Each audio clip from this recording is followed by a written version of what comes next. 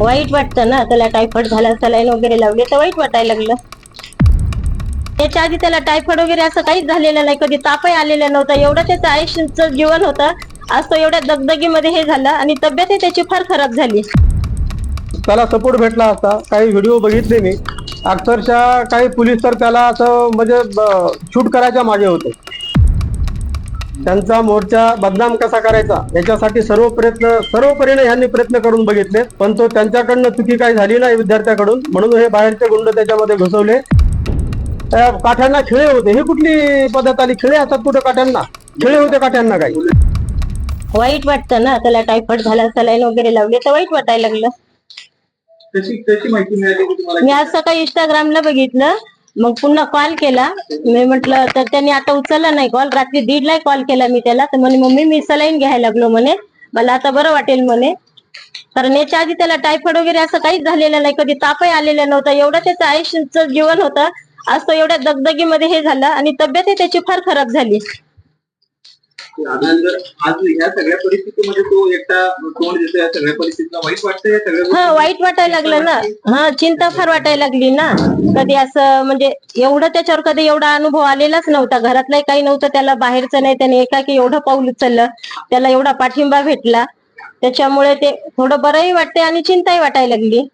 आंदोलन चिवडू नये म्हणून तो बाहेर जाते, दिसतोय, पुन्हा पेंडॉलमध्ये पुन्हा तो जाते, पुन्हा समजूत घालते. यामध्ये त्याची प्रकृती सध्या तर खालाच झाली. हो ना, आता असं वाटतंय ना की त्याला वाटत असेल ना की आंदोलन पोरं मी नसल्यानंतर उठून जाईल म्हणून. त्याच्या याच्याने तो तेवढ्या याच्यातनं पण स्टेजवर यायला लागला आणि 2-4 शब्द बोलून पुन्हा चालला, पुन्हा सलाईन घेतोय. एक तर त्याला उलट्या पण होत आहेत, अधूनमधून उलट्याही सुरू झाल्यात त्याला, तर चिंता तर वाटणारच ना.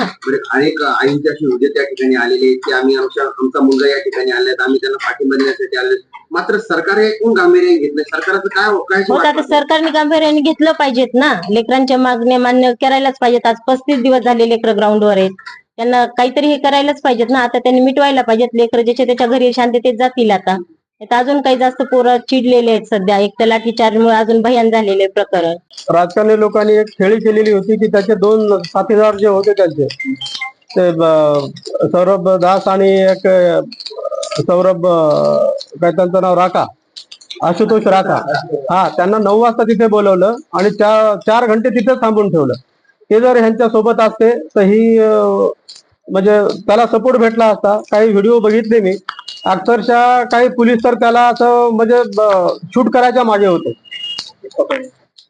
ते दृश्य एवढं भयानक होतं की पूर्ण त्याच्या गाडीला गराडा घातलेला होता पोलिसांनी आणि ते गाडीवर चढायचा प्रयत्न करत होते.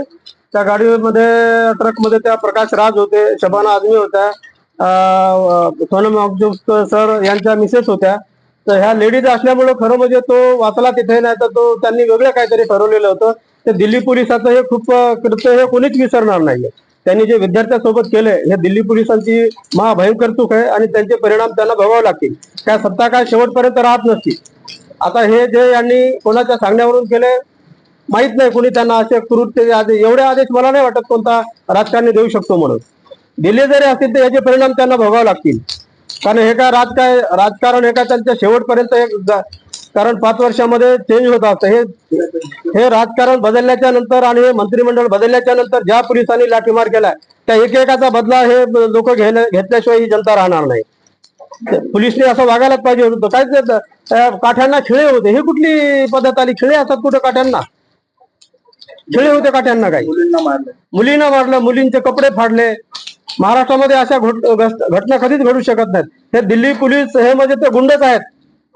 गुंड प्रवृत्तीचे त्यांच्यामध्ये हे आहे. ते खरं म्हणजे पोलीस ह्या सेवेला ते लायकच नाहीत. त्यांना नाव, हे पोलीस हे नाव ठेवणं त्यांना शोभतच नाही. त्यांना गुंडच ही उपाधी द्यायला पाहिजे. त्यांचा मोर्चा बदनाम कसा करायचा याच्यासाठी सर्व परीने ह्यांनी प्रयत्न करून बघितले, पण तो त्यांच्याकडनं चुकी काही झाली नाही विद्यार्थ्याकडून, म्हणून हे बाहेरचे गुंड त्याच्यामध्ये घुसवले आणि ते विद्यार्थ्यांना बदनाम केलेले आहेत.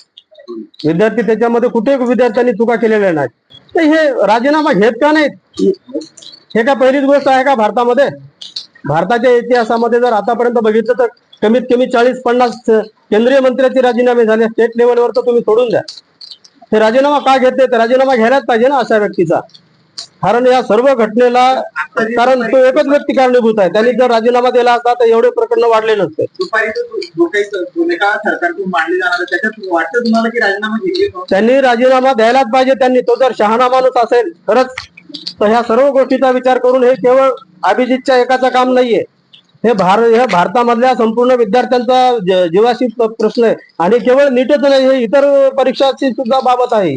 निगडीत सर्वच बाबी येतात एज्युकेशनशी संबंधित. या ठिकाणी जर दुसरा संवेदनशील व्यक्ती असता तर त्या संवेदनशील व्यक्तीने कधीच राजीनामा दिला असता आणि विद्यार्थ्यांचं समाधान केलं असतं. ज्या पद्धतीने आता युवा जागरूक झालेला आहे, तर तुम्ही युवाला काय सांगू इच्छिता, काय संदेश देताय? त्या युवांना तर मी एवढं सांगेल की तो काय त्याच्या स्वतःसाठी करत नाहीये. तो सर्व तुमच्या भवितव्यासाठी लढतोय तो. आणि हा लढा तर मला नाही वाटत तो इथे संपेल म्हणून. कारण तो खूप उच्च शिक्षण घेऊन आलेला आहे, बुद्धिमान आहे, तो हुशार आहे. त्यांना सर्व विद्यार्थ्यांच्या बाजू म्हणजे आणि तो गरिबीतून आलेल्यामुळे त्याला ह्या गरिबीची जाणीव आहे. आणि तो विद्यार्थ्यांसाठी पुढे चांगलंच काम करणार आहे. त्याला विद्यार्थ्यांनी जाती धर्म पंथ सर्व विसरून त्याला पाठिंबा द्यावा अशी माझी सर्व विद्यार्थ्यांना भारतामधल्या विनंती आहे.